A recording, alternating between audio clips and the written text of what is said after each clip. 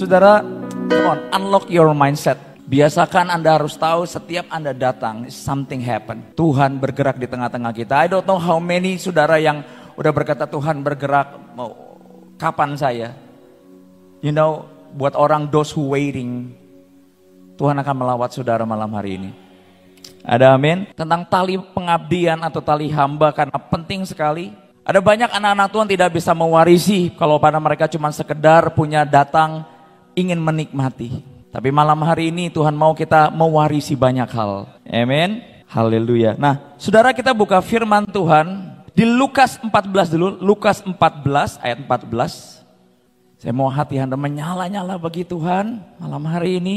Karena ada mukjizat besar bagi orang-orang yang menyala-nyala dan menantikan Tuhan malam hari ini. Saudara, mungkin hari ini Anda yang datang tanpa sadar Anda punya jerami. Yang sudah imanmu udah habis-habisan hangus terbakar. Tapi tahukah saudara, buat saudara air KFC, misalnya Anda yang bekerja di KFC atau di restoran manapun, Anda pasti akan mengalami satu titik jenuh dan bosan. Dan itu berbahaya. Tapi kalau Anda saya pernah lihat di Instagram bagaimana seorang, ada kurang lebih 30 anak Afrika, anak kecil, pada waktu sumur pertama kali diresmikan, mereka membabi buta, berebutan untuk satu tetes air. Ada amin. Kalau Anda punya anak nggak punya tali hamba, akan sulit disuruh makan. Come on, help me to preach. Tapi kalau Anda kasih makanan yang mungkin hampir basi ke anak yang susah makan, mereka akan berkata, enak. Saudara, malam hari ini seberapa Anda menerima, seberapa Anda kepengen. Even Benny Hinn datang di gereja kami. Kalau gereja kami nggak haus, itu minyak urapan tumpah begitu aja. Dan itu penyakit akhir zaman. Karena yang Anda cari bukan yang Tuhan kasih. Perhatikan baik-baik. Yang Anda cari mungkin uang, perubahan nasib. Yang Tuhan kasih lebih dari itu. Malam hari ini selera Tuhan sama selera kita satuin dulu. Saya selalu berkata, jangan datang ke Tuhan kayak pengemis.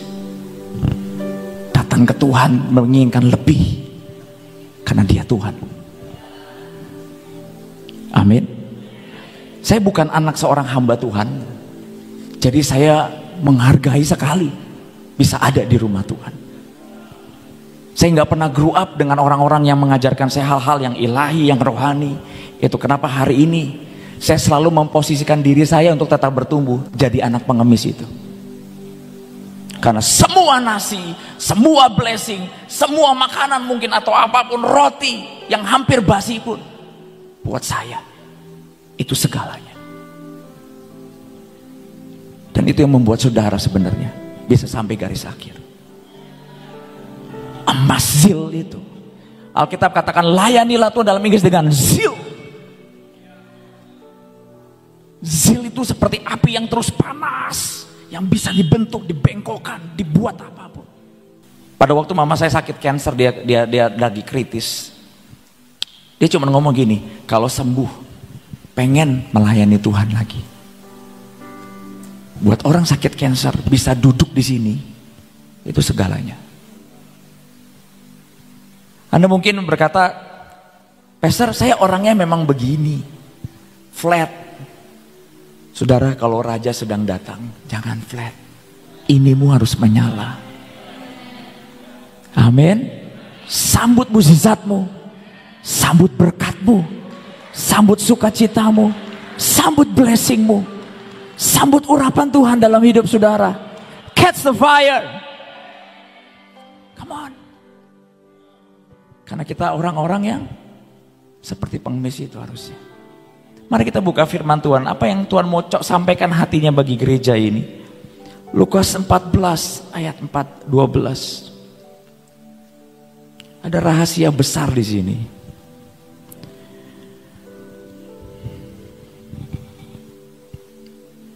Dan Yesus berkata kepada orang yang mengundang dia,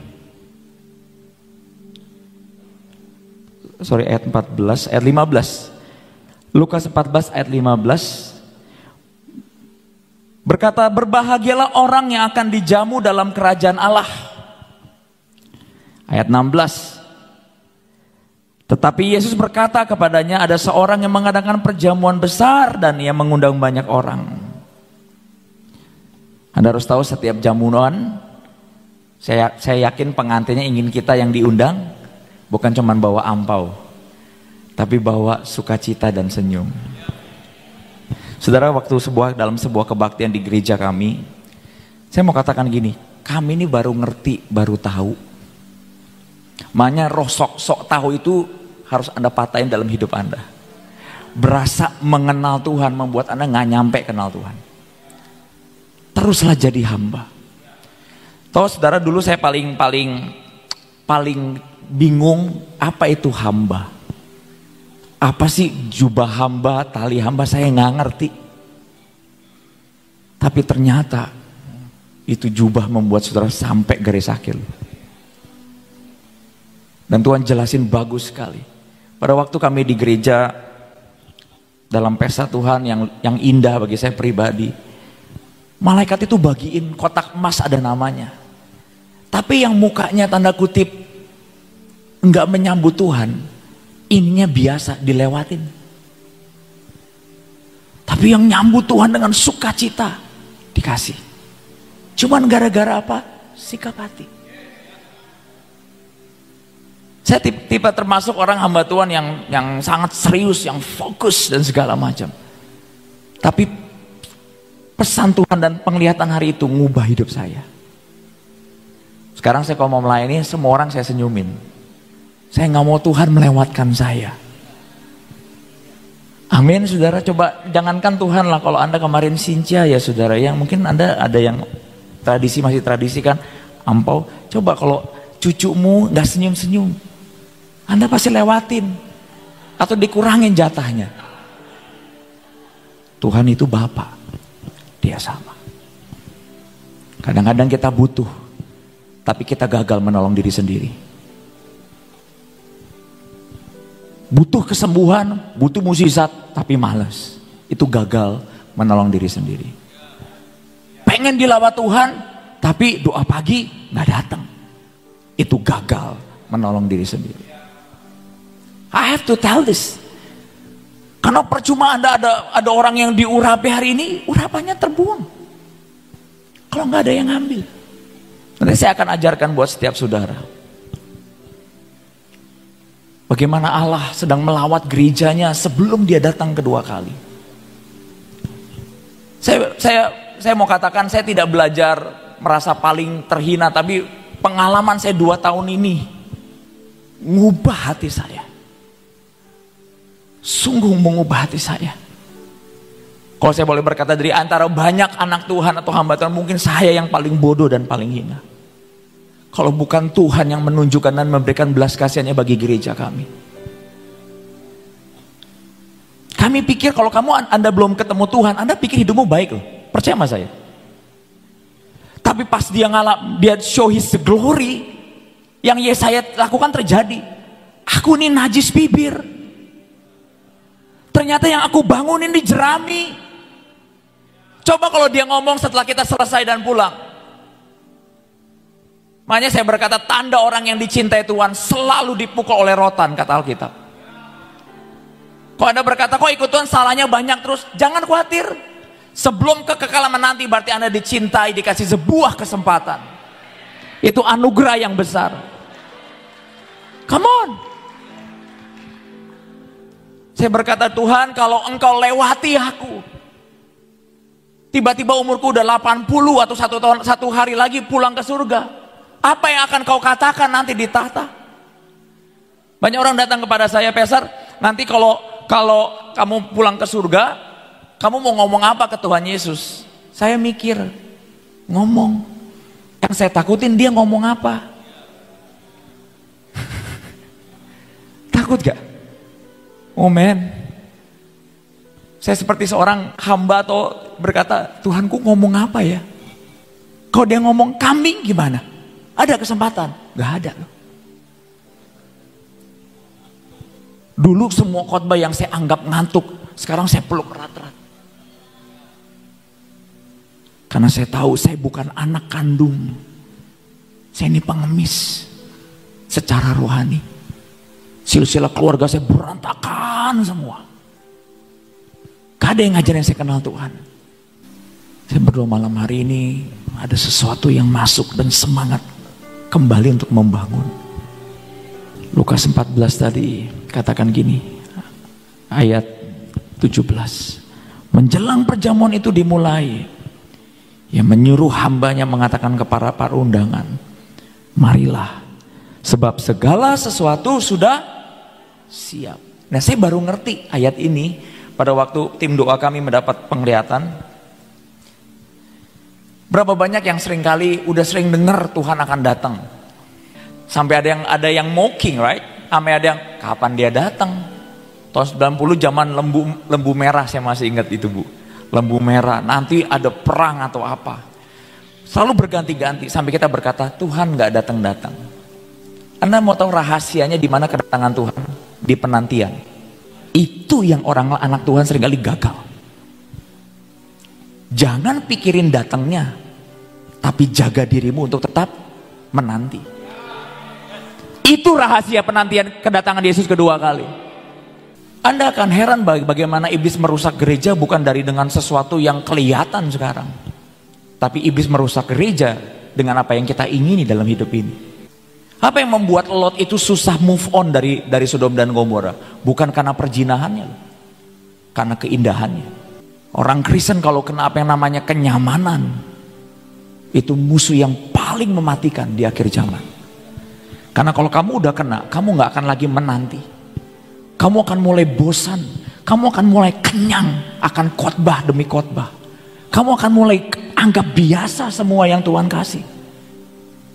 Dan butuh sebuah pertobatan dan revolusi hati dan jeritan yang paling dalam untuk itu bisa switch kembali, menyala kembali dalam hidup ini.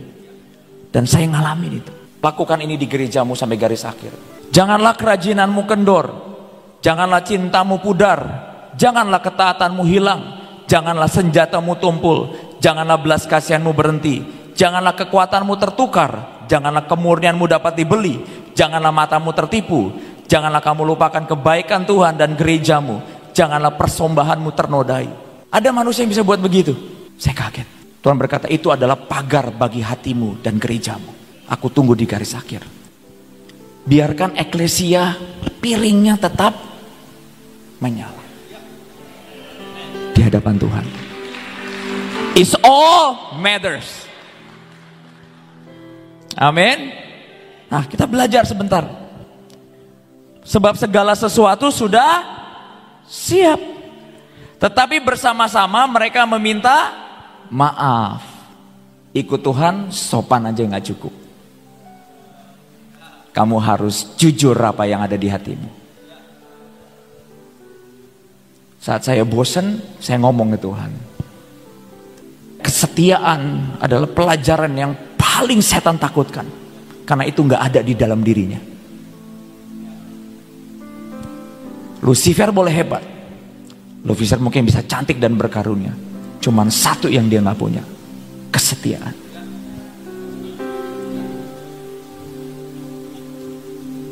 So, kedatangan Tuhan kedua kali bukan tanggalnya, tapi penantiannya yang penting. Saya akan ajarkan saudara pelan-pelan malam hari ini. Saya berdoa kita nggak pulang jam 10 malam. Karena saya harus juga pulang, saudara. Besok ada pelayanan. Tetapi mereka meminta maaf, bersama-sama meminta maaf. Yang pertama berkata kepadanya, aku telah membeli ladang dan aku harus pergi melihatnya. Dosa? Enggak. Sopan. Aku harus membeli ladang, aku harus pergi melihat, aku minta dimaafkan. Yang lain berkata, aku telah membeli 5 pasang lembu kebiri dan aku harus pergi mencobanya. Aku minta dimaafkan. Walaupun pestanya ini malam. Mana ada orang cobain lembu malam-malam. Ini orang-orang yang kurang jujur di hadapan Tuhan. Dan aku harus pergi mencoba, aku minta dimaafkan. Yang berkata, aku baru kawin, karena itu aku tidak dapat datang. Maka kembalilah hamba itu dan menyampaikan semuanya itu kepada tuannya. Lalu murkalah tuan rumah itu dan berkata kepada hambanya, pergilah dengan segera ke jalan lorong kota dan bawalah mari orang-orang miskin dan orang-orang cacat dan orang-orang buta dan orang-orang lumpuh. Harusnya kartu VIP-nya itu datang ke mereka loh. Yang di depan kartu VIP istilahnya undangannya, very important person buat Tuhan. Tapi mereka hilang. Kenapa? Perhatikan kata-kata. Saya tidak ngomong jangkau orang miskinnya, orang cacat, enggak. Tapi yang Tuhan ajarkan tadi sebelum saya pergi, perhatikan nak, dulu mereka belum punya lembu dan baru punya lembu. Dulu mereka masih single, sekarang sudah menikah. Dulu mereka belum punya apa-apa dan baru diberkati. What is that? Artinya dulu mereka menjamah hati Tuhan. Itu kenapa Tuhan undang mereka di VIP. Anda tahu apa yang paling ditakutkan seorang hamba Tuhan? Kalau hatinya berubah. Itu yang Anda harus paling takutkan, lebih daripada apapun. Karena kalau itu udah nyelip, gak sadar kamu. Saudara, Anda perhatikan, mereka adalah orang-orang yang baru menikah, baru A, baru C, baru D. Apa yang mereka alami dalam hidup ini? Simple, kenyamanan. Saya tahu Anda sudah tahu kenyamanan itu berlama-lama, tapi ternyata pada waktu Tuhan bukain kepada kami, Anda tahu spirit kenyamanan itu ujungnya apa? Selalu pemberontakan.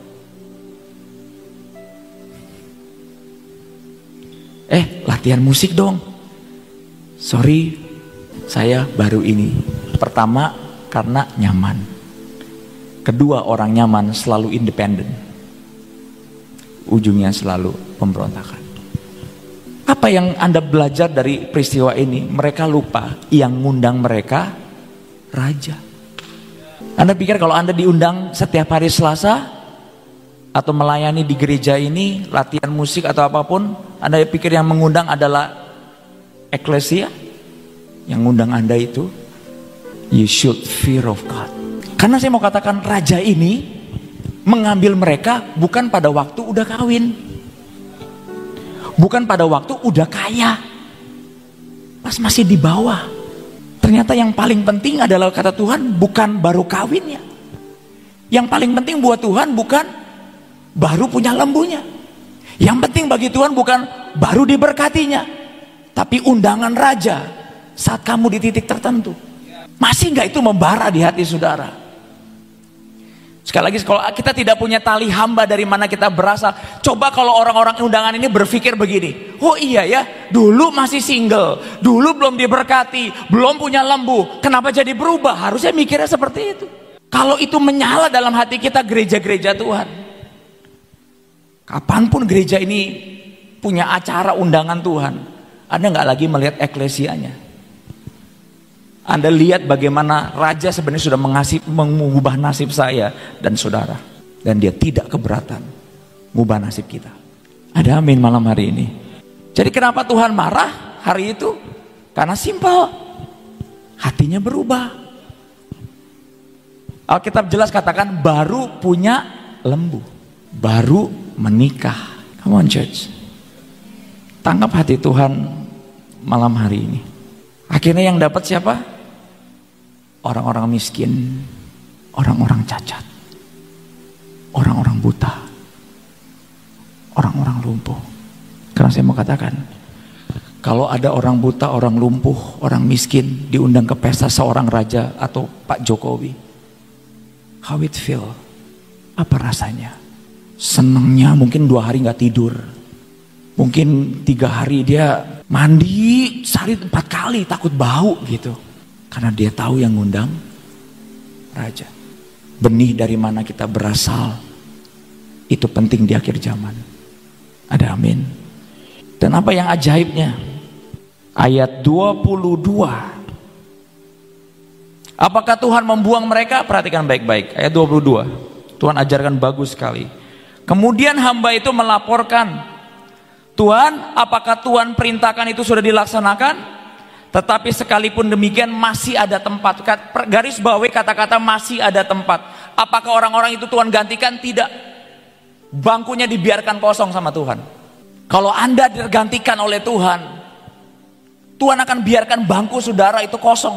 Karena buat Tuhan dia panggil kamu untuk sebuah rencana dan spesial di hati dia. Perhatikan kata-kata bangkunya kosong.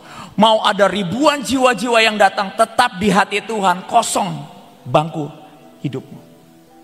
Saking kasihnya kepada kita. Yang dulu gak punya lembu, yang dulu gak punya apa-apa, ayo malam hari ini catch the fire again. Catch the fire again.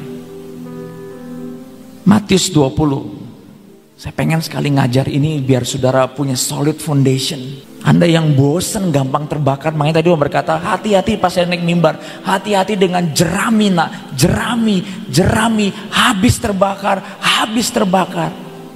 balik menjadi emas kata Tuhan. So undangan Tuhan, Anda berpikir Anda tergantikan? Enggak, bangkumu tetap kosong sampai engkau bertobat dan balik lagi ke bangkumu masing-masing. Ini malamnya, balik kembali menyala buat Tuhan. Berapapun umur saudara. Ada amin. Saya akan tutup dengan ini di Matius 20. Ini pelajaran indah sekali. Matius 20 ayat 1 sampai 15. Saya berdoa taman Tuhan melebar ke saudara. Dan Anda diperbolehkan masuk sama raja segala raja untuk menyembah dia. Saya mau katakan sekali lagi, heaven is real. Benar nyata, ajaib sekali. Anda mau gak gereja Anda ditentuin Tuhan? Gak gampang.